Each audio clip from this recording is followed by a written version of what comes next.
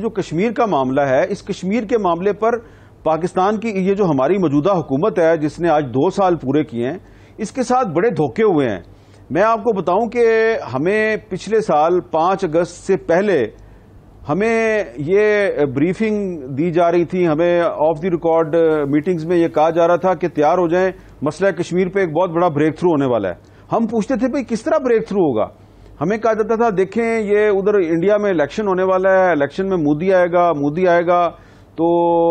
وہ جو ہے وہ پھر رائٹ ونگ پولیٹیشین ہے تو وہی جو ہے وہ کشمیر کے مسئلے کو حل کر سکتا ہے۔ اور آپ بالکل گھبرائیں نہ، یہ جو مودی صاحب ابھی الیکشن کمپین میں پاکستان کے خلاف بڑی سخت باتیں کر رہے ہیں تو یہ ان کی الیکشن گمک ہے، اگر وہ الیکٹ ہو گئے تو آپ دیکھیں گے کہ وہ بہت بڑا بریک تھرو کریں گے۔ ہم انتظار کر رہے تھے اور وہ الیکٹ ہو گئے، اور اس کے بعد انہوں نے 5 اگست 2019 کو 370 اور 35 سے ختم کر کے کشمیر پہ قبضہ کر لیا۔ اور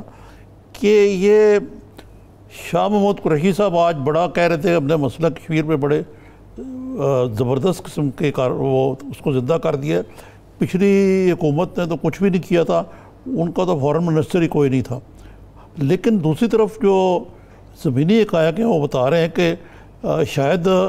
شاہ محمود قریشی نے جو ایک باؤنسر مارا، وہ بھی میں یہی کہوں گا بیان دے کے ایک ٹاک شو میں ہماری فورن پالیسی کے بڑے حساس معاملے میں ہمارے ٹریڈیشنل دوست سعودی عرب کی طور پہ، اس کے بعد کیا ان کی کیجولٹی ہوگی یا بچ جائیں گے؟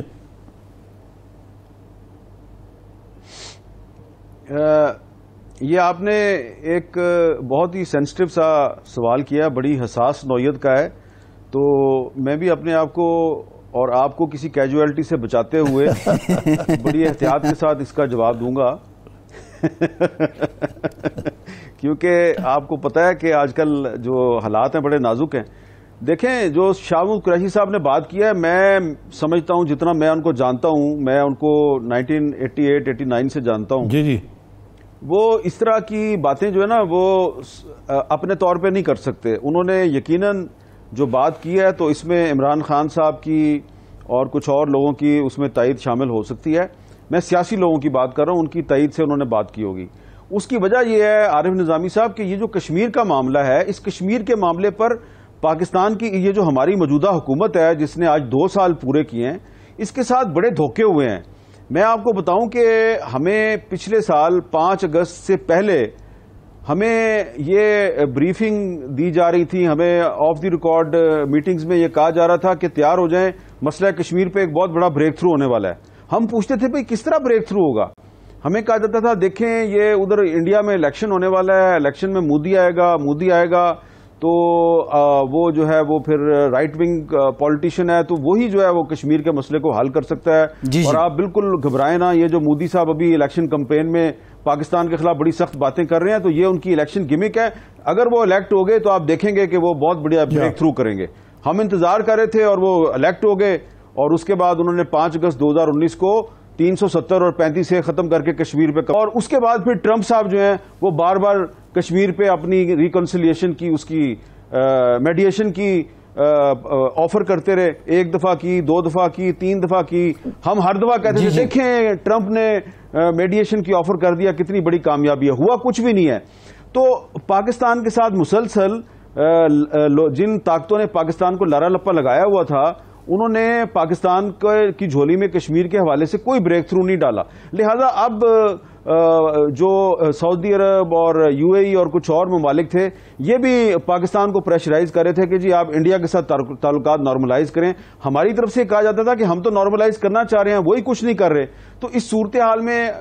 OIC پر بھی انہوں نے انفلوئنس ڈالا، اور OIC کے پلیٹ فارم سے بھی پاکستان جو ہے اس کو وہ کامیابی نہیں ملی جو ملنی چاہیے تھی۔ تو شاہ محمود قریشی صاحب جو ہیں انہوں نے میرا خیال ہے تنگ آ کے بات کی ہے۔ بالکل آپ نے صحیح کہا ہے، اور میں یہ سمجھتا ہوں کہ جو ڈاکٹر شیریں مزاری صاحبہ نے ایک ان سوئنگ باؤنسر مارا ہے، جو وہ صرف انہوں نے شاہ محمود قریشی کو نہیں مارا، وہ پوری کی پوری حکومت کی کشمیر پالیسی کو مار دیا ہے۔ اور انہوں نے جو بات کی ہے کہ پاکستان کی جو وزارت خارجہ ہے وہ ٹریڈیشنل میتھڈ آف ڈپلومیسی کو استعمال کر رہی ہے اور کشمیر پر انہوں نے کچھ نہیں کیا، تو یہ چارج شیٹ جو ہے نا یہ پوری کی پوری حکومت کے خلاف ہے۔ بظاہر انہوں نے عمران خان صاحب کی اس میں کافی تعریف کر دی ہے، لیکن مجموعی طور پہ انہوں نے یہ آپ اتفاق کرتے ہیں اسد عمر صاحب کے جی وعلیکم السلام یہ جو خوش بیانی ہے کہ خان صاحب جو ہے وہ کریز پر جم گئے ہیں اور بڑی لمبی اننگ کھیلنے کو تیار ہیں اور اپوزیشن جو ہے میاست کا شکار ہے؟ عارف نظامی صاحب، اسد عمر صاحب نے پاکستان کی انتہائی پیچیدہ جو سیاست ہے اس کو کرکٹ کی زبان میں بڑا ہی سادہ بنا کے پیش کر دیا ہے. پہلی بات تو یہ ہے کہ کپتان جو ہے وہ عمران خان، اگر